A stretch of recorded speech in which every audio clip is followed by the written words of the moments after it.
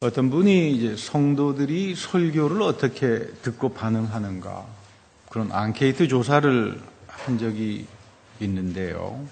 미국 성도들은 일반적으로 설교를 논리적으로 듣는다고 해요. 논리적으로. 그래서 그 신학교에서도 보면은 원고를 논리적으로 쓰게 훈련합니다. 신학교 공부 끝나면 맨 마지막 목사 시험 볼 때 그 논리적으로 잘 완성된 매끈한 설교를 이제 교수에게 제출하면 교수위원회에서 평가를 합니다. 그래서 이 사람은 패스다 그러면 패스하는 거고 아니다 그러면 1년 낙제해야 합니다. 제가 교수 생활하면서 제일 싫어했던 게 미국 학생들 설교 리뷰하는 거였습니다. 어찌나 싫은데 그래서 물었습니다. 그럼 뭐 이런 걸 하냐 그랬더니 말을 또 들어보니까 그렇듯 하더라고요. 이 미국이란 나라가 기독교의 국가가 아닙니다. 사실은 미국 사람들은 그렇게 생각합니다. 모르는 사람들이나 미국이 기독교 국가라고 이야기하고 대한민국 사람들이나 미국은 기독교 국가니까 복받았다고 좋은 마음으로 이야기해 주지만 미국을 초기 건국의 아버지들이 이신론자들입니다. 이신론자들. 두 번째는 극단적인 개인주의자들이고요. 이신론이라고 하는 건 무슨 말이냐 하면 이런 겁니다. 내가 모르고 이해되지 않으면 믿지 마라. 이게 이신론입니다. 간단하게 말하면. 너가 주인이다 이 말이에요. 너가 주인이니까 너가 봐서 믿음직하면 하니까 모든 거 다 의심해라. 이게 이신론입니다. 그리고 극단적으로는 개인이 최고지 뭐 이겁니다. 개인주의하고 이신론이 미국의 교육의 근간입니다. 그러니까 이런 교육을 받고 미국 사람들이 자랍니다. 그런 걸 따지고 보면 여러분들은 그래도 대한민국에서 유교의 전통에서 교육받은 게 참 복된 겁니다. 여러분 미국에서는 에틱 윤리가 없잖아요. 저도 학교 다닐 때 도덕생활이라고 초등학교 때 배웠습니다만 미국은 도덕생활이 없습니다. 에틱 윤리를 가르치지 않습니다. 미국에서는. 그렇게 자란 사람들이죠. 개인주의와 이신론과 모랄리티, 도덕성 없어요. 그러니까 이런 분들 성도 앞에서 목사가 설교를 하려니 합리적이고 논리적으로 설득을 시키지 않고서야 설교가 되지 않습니다. 그래서 제가 따졌습니다. 설교가 무슨 논리적인 겁니까? 설교는 캐리굼하고 성령에 의해서 선포가 되는 건데 성경에 베드로나 바울 설교를 따지면 논리적으로 따지면 빵점짜리입니다. 베드로의 설교, 바울의 설교 논리적으로 그렇게 좋은 설교 없습니다. 설교는 캐리굼하죠. 살아계신 하나님에 대한 말씀 한 기절만 들을 줄 알면 설교는 거기에 의미가 있는 겁니다. 한국 성도들은 70년대까지만 해도 이 목회자 설교를 참 존중했습니다. 은혜를 받으려고 아주 경건한 태도를 가지고 있었고요. 근데 요즘에 와서는 점점 미국화가 되다가 보니까 의심하라. 목사 설교 의심하라. 왜 목사 설교를 의심하냐 그랬더니 목사님들이 표절을 많이 해서 의심하라고 한대요. 그래서 저는 단적으로 그렇게 생각하지 않는다고 말했습니다. 나는 표절주의자인데 난 맨날 표절한다. 성경 말씀을. 그렇지 않습니까? 성경 말씀 여러분 내가 표절하지. 표절 정도입니까? 줄줄줄 애우기도 하고. 그 말씀대로 살려고 애도 쓰고. 별짓 다 하지 않습니까? 하나님 앞 붙들고 내가 이 말씀대로 한번 살아보죠. 이 표절 정도가 아니죠. 왜 그러는지 전 이해가 안 갑니다. 설교도 그렇고 우리의 신앙의 삶은 베끼는 겁니다. 잘 베껴야죠. 하나님 말씀을 베끼고 아브라함의 삶을 베끼고 사도 바울과 베드로의 삶을 베끼는 거죠. 실행에 옮기는 겁니다. 이런 사람들을 통해서 살아계신 하나님을 만나는 겁니다. 그러니까 설교를 통해서 나는 이 시간 살아계신 하나님의 음성을 듣는다. 나를 향하여 하나님께서 나에게 쏟아 부어주시는 성령의 은혜를 체험한다라고 하는 사람들에게는 표절 같은 이런 것들이 시비거리가 되지 않습니다. 오늘 요한일서 5장 3절 이하를 보면 세상을 이길 수 있는 것이 믿음이다 이렇게 말합니다. 믿음을 사도 요한은 세상을 이기는 거라고 말합니다. 어떻게 믿음이 세상을 이기는가? 나의 믿음이 세상을 이깁니까? 오히려 세상 쫓아가기 바쁘지 않습니까? 세상 표절하기 바쁘고 세상의 가치 흉내내기 바쁘고 그런데 오늘 요한은 너희들 안에 성령께서 주시는 믿음은 세상을 이기게 한다. 그런데 이 믿음은 어떤 믿음인가? 하나님으로부터 태어난 자들이 갖는 믿음이에요. 하나님으로부터 태어난 자들의 믿음은 살아계신 하나님을 체험합니다. 살아계신 하나님을 체험하는 사람들은 반드시 그 특징이 하나님을 경외하는 걸로 나타납니다. 하나님을 경외합니다. 하나님을 경외하기 때문에 하나님 말씀을 지키죠. 하나님 말씀은 진리니까 지킵니다.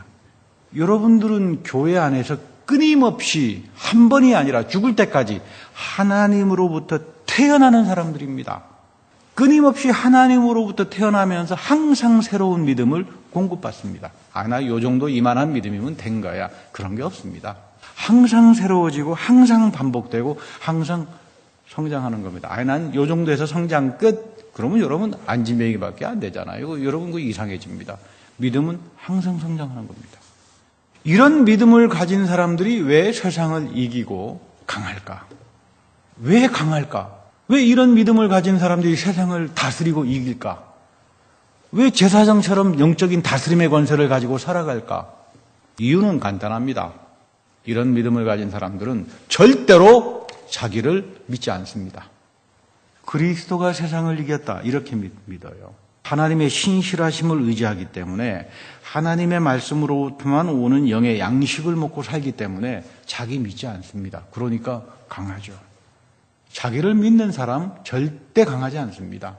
인생이라고 하는 건 풀의 들꽃 같습니다. 한번 와장창 무너지면 아무것도 아닙니다. 여러분 우리 산타로자 지금 시끄럽잖아요. 이 산불 때문에. 이거 아무것도 아닙니다. 이 자연재해조차도 해결하지 못하는 게 오늘 우리 21세기 문명이에요. 인간의 삶이 그렇다 그 말입니다. 자기를 믿지 않고 하나님을 믿는 사람들, 이런 사람을 가리켜서 성경은 겸손한 사람이라고 합니다. 겸손한 사람은 축복입니다. 왜냐하면 하나님은 반드시 겸손한 사람, 다른 말로 말하면 자기를 믿지 않고 하나님을 믿는 사람들에게 의논하고 갈 길을 가르쳐준다고 합니다. 이 믿음의 능력이 있습니다. 여러분들의 믿음 속에 하나님이 친히 의논해 주시고 하나님이 여러분들이 갈 길을 알려주신다면, 하나님의 선한 손길에 의해 가지고 내가 세상을 동행한다면 세상을 이길 수밖에 없습니다. 내 생각이 들어오고 나의 의지가 들어오는 순간에 내 믿음은 폭락합니다. 그것은 나의 주관적으로 생각하는 믿음이지 하나님으로부터 태어난 자들, 성령으로부터 오는 그런 믿음의 선물을 가진 사람들이 아니기 때문입니다. 오늘 대표적으로 이제 구약의 본문에서 이스라엘 사람들에게서 그런 모습을 보게 됩니다. 언약궤가 블레셋 사람들에게 넘어갔습니다. 이스라엘 사람들이 아주 불경건했어요. 하나님을 아주 무시하고 살았습니다. 하나님 말씀 무시하면 말씀 안 지키잖아요. 자기 멋대로 하잖아요. 거기다가 또 이스라엘 사람들이 말은 또 잘합니다. 말이라도 못하면 좋은데 말은 또 그렇게 잘합니다. 이스라엘 사람들이. 거기다가 엘리 제사장도 참 제사장답지 못합니다. 빵점짜리들이에요. 자기네 멋대로 언약궤가 들고 가서 전쟁하면 이길 거다. 무슨 언약궤가 마술 딴집니까? 하나님께서 이 전쟁은 내가 허락을 했다. 언약궤를 들고 가서 전쟁하라 그러면 가서 하는 거지. 자기네가 무슨 언약궤가 무슨 마술 딴지라 되는 것처럼 가서, 이 기복신앙이 아닙니다. 지금 철저하게 기복신앙에 물들어져 있는 이스라엘 백성들의 모습을 보는 겁니다. 자기 생각이 안 맞으면 다짜고짜 의심합니다. 자기 생각을 고집합니다. 그런데 이스라엘 백성이 생각했던 이 믿음에 하나님은 X표를 쳐버립니다. 하나님은 그런 믿음에 관여하지 않는다. 그게 오늘 이 사건입니다. 믿음은 나로부터가 아니라 하나님으로부터 오기 때문입니다. 하나님의 계약인 토라로부터 오기 때문입니다. 이 토라에 신실하게 순종하고 살아가는 사람들에게 넘치는 하나님의 영광이 나타나지 거꾸로가 아니라고 하는 그런 말입니다. 제멋대로 언약궤 들고 가서 신통하니까 한번 전쟁해보자. 이 기복신앙으로 인해서 이스라엘 백성은 실패합니다. 믿음이라고 하는 것, 하나님께서 성령을 통해서 우리에게 주시는 믿음이라고 하는 게 우리에게 오면 끊임없이 여러분들의 편견, 여러분들의 주장, 여러분들의 생각을 무너뜨립니다. 이게 다른 말로 말하면 좀 유식한 말로 괄호에 묶어버립니다. 우리들의 생각을. 하나님의 새로운 것으로 들어오려면 우리 이전 것들은 묶어지든가 무너지든가 이렇게 돼야 됩니다. 여기 우리가 생각할 것이 한 가지 있습니다. 본문에는 기록이 되어 있지 않습니다만은 이스라엘 사람들이 이 언약궤를 빼앗겼으면 통곡했다 이런 말이 없어요. 오늘 본문에 보면 그렇잖아요. 그래도 하나님의 언약궤인데 그게 참 귀한 건데 아무리 찾아봐도 이스라엘 백성이 땅을 치면서 통곡했다는 말이 없어요. 이거 영 회개할 줄 모르는 사람들입니다. 뭐 통곡을 안 했으면 마음이라도 아팠다. 정 안 내면 블레셋 사람들에게 찾아가서 우리 협상합시다. 그거는 좀 돌려주시오. 뭐 이랬다는 말도 없습니다. 회개하는 믿음도 하나님의 언약궤에 대한 경건한 자세도 없는 사람들입니다. 어쩌면 전쟁에서 패잔병이 되었으니까 하나님을 원망하다가 끝난지도 모릅니다. 아니면 저 언약궤도 별 신통력이 없구만 뭐 이렇게 생각했는지도 모를 겁니다. 영적으로, 정치적으로, 경제적으로 회개하지 않는 사람들, 자기 반성이 없는 사람들은 망합니다. 우리가 신앙생활하면서 회개라고 하는 말을 참 소중하고 귀한 말씀으로 생각해야 합니다.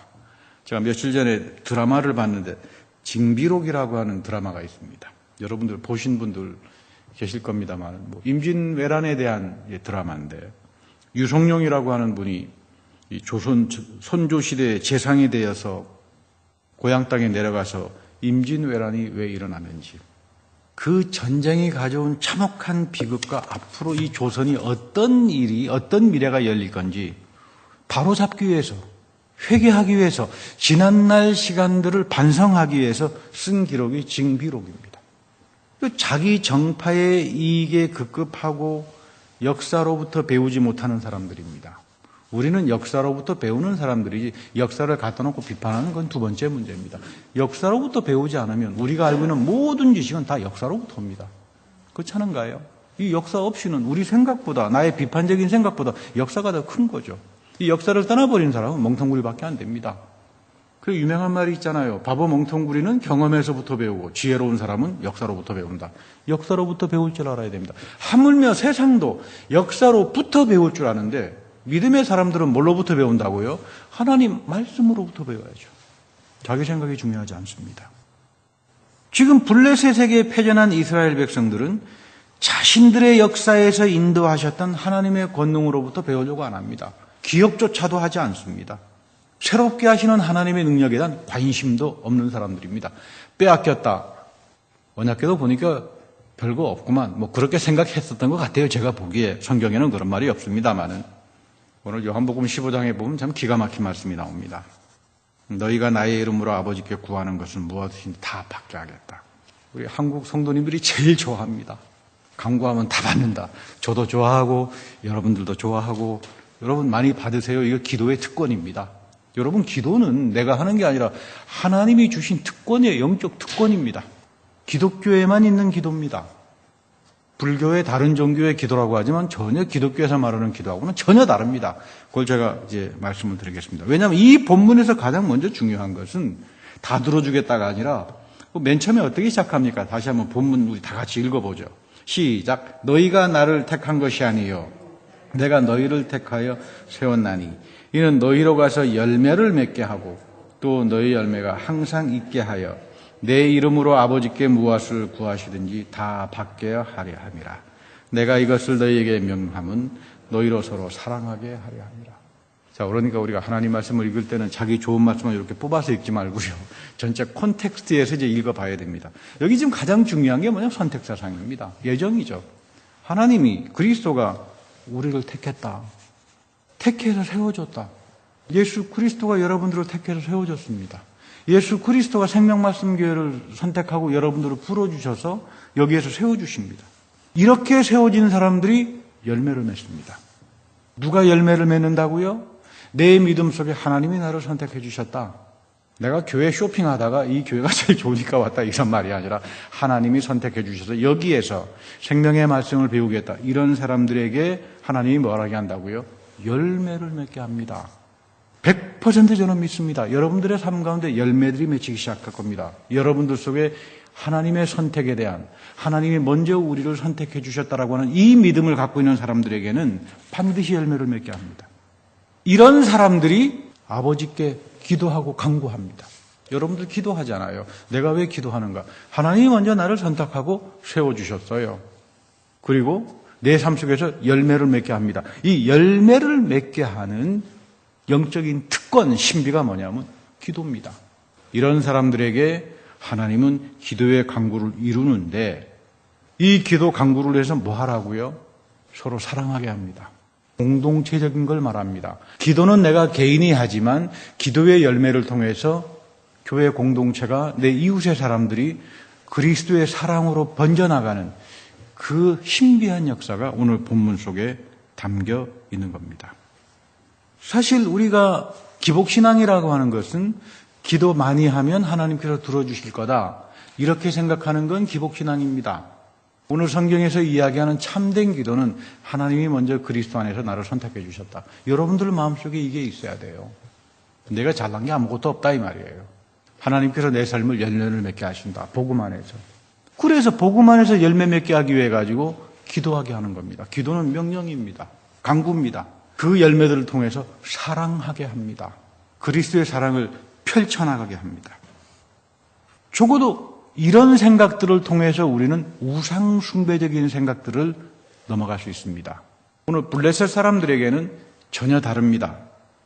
오늘 이스라엘 사람들에게는 블레셋 사람들과 마찬가지로 이 언약궤에 대해서 똑같은, 한쪽은 기복신앙이고 한쪽은 우상 숭배로 그대로 만나게 되는 걸 보게 되는데요.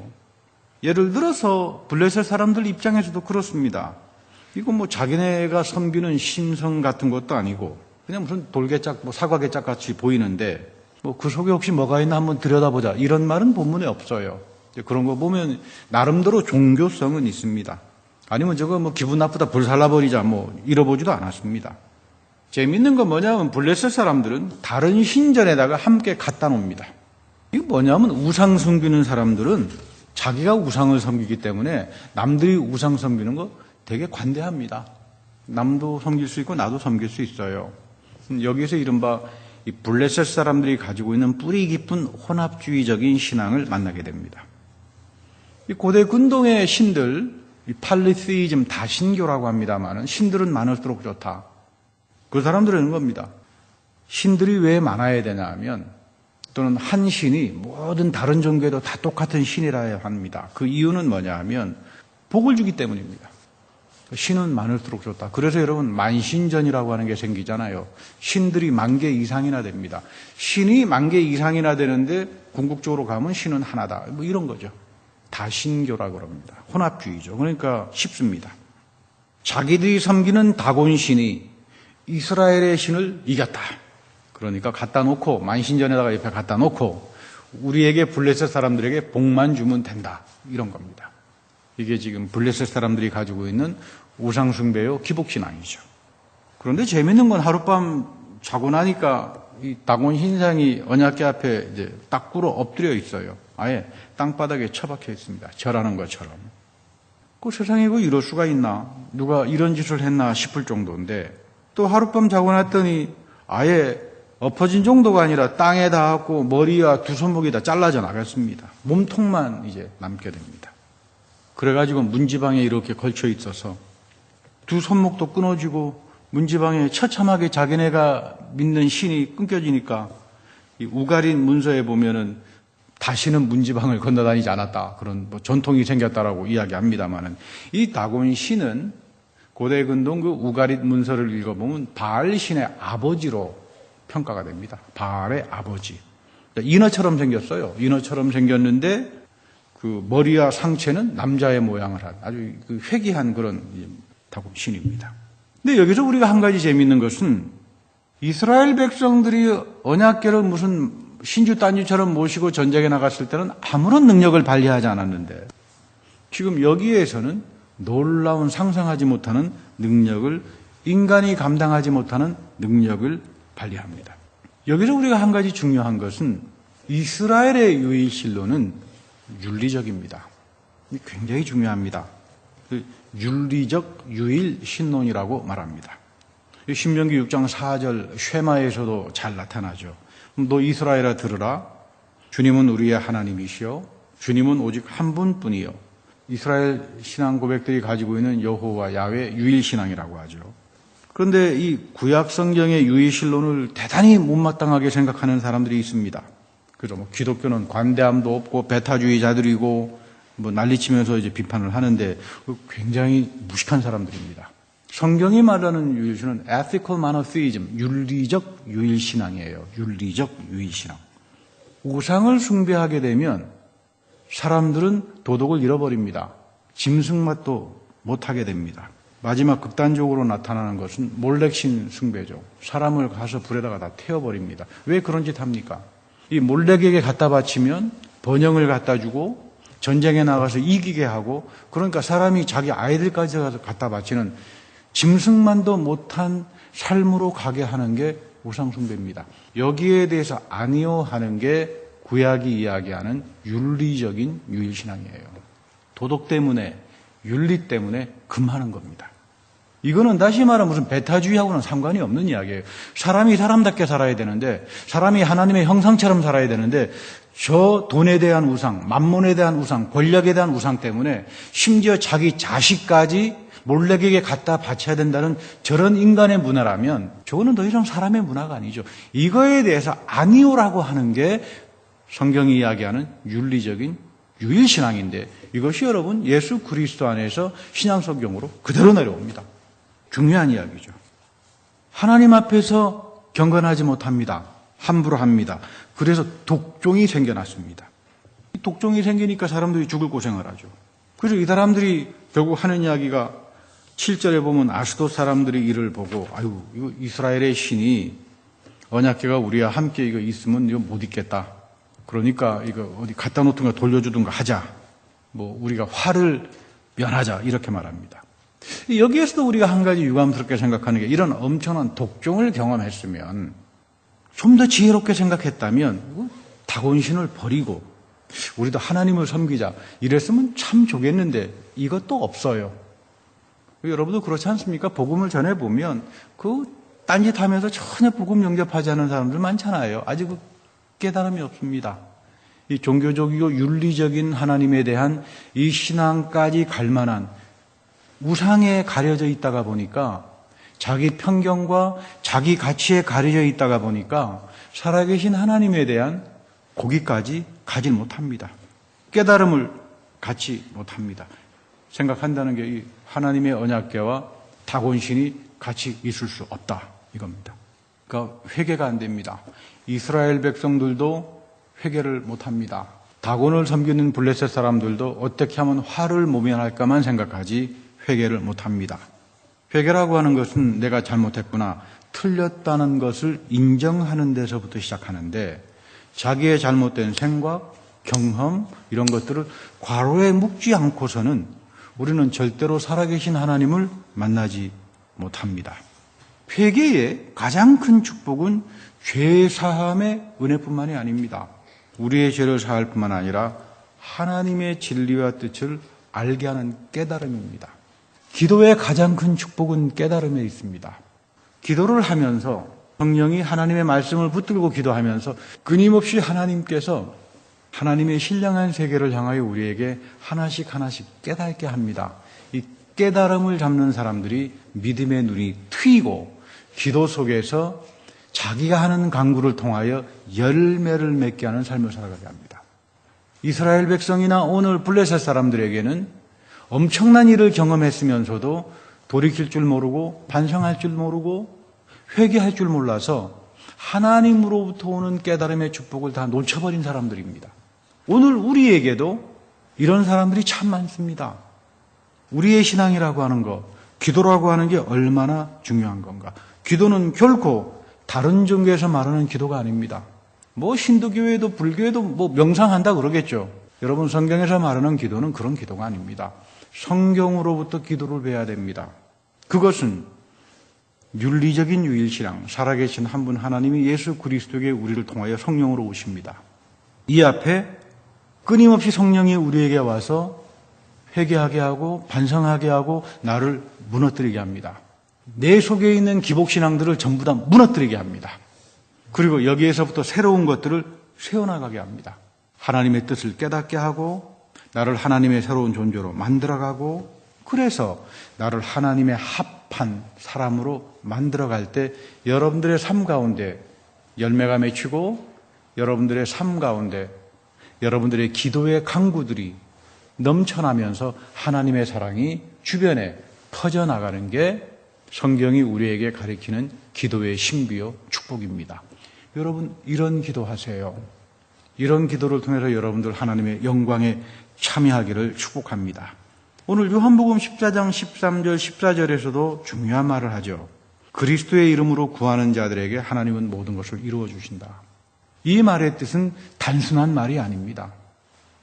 선택이 있고 하나님이 먼저 나 안에서 선한 일을 하셨고 내가 그리스도의 이름의 신비를 가지고 열매를 맺게 하시고 내가 갖고 있는 이 믿음이 하나님으로부터 난 믿음을 가진 사람들, 나의 믿음이 아니라 끊임없이 하나님 앞에서 하나님으로부터 난 믿음을 강구하고 가지고 사는 사람들에게 주어지는 가장 큰 영적인 축복과 특권이 기도라고 하는 겁니다. 이 기도가 우리를 하나님에 대한 바른 삶으로 인도할 겁니다. 성령이 끊임없이 우리 기도 가운데 오셔서 깨닫게 하고 새롭게 해서 하나님의 세계를 열어가게 할 겁니다. 절대로 이스라엘 백성이 가졌던 기복신앙이나 블레셋 사람들이 가지고 있었던 우상숭배 쪽으로 가지 말아야 합니다. 그들도 기도할 겁니다. 그러나 오늘 예수 그리스도가 우리에게 가르치는 기도는 그런 기도가 아닙니다.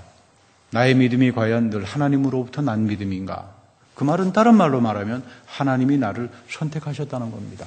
하나님이 예수 그리스도 안에서 먼저 우리를 사랑해 주었다. 그리고 나를 새롭게 하고 내 속에 열매를 맺게 하고 나를 기도의 과정들을 통해서 하나님 마음에 합한 자로 하나님이 만들어 가십니다. 이런 자들의 기도를 하나님께서 듣고 이루게 합니다. 여러분들의 기도가 이루어질 때 하나님의 넘치는 사랑이 이웃들에게 퍼져나갈 겁니다. 여러분들의 인생이 생명말씀교회가 이런 하나님으로부터 난 믿음을 가지고 살아가는 그런 귀한 성도들이 되기를 축복합니다. 다 같이 기도하겠습니다. 사랑과 은혜 하나님, 우리가 주님을 믿으면서 잘못된 우상숭배나 기복적인 미신적인 것으로 빠져나가는 것이 아니라 늘 하나님 앞에서 경건하며 주의 말씀을 사랑하고 실행에 옮기며 하나님 말씀 앞에서 거룩하게 살아가는 주의 백성이 되게 하셔서 늘 우리의 믿음이 하나님으로부터 난 믿음을 가지고 그것을 통하여 열매를 맺으며 하나님의 먼저 사랑하심을 깨닫고 주의 넘치는 사랑을 이웃들에게 전하는 그런 귀한 성도들의 삶이 될 수 있도록 은혜 베풀어 주옵소서. 우리 구주 예수 그리스도의 이름으로 감사하며 기도드립니다. 아멘.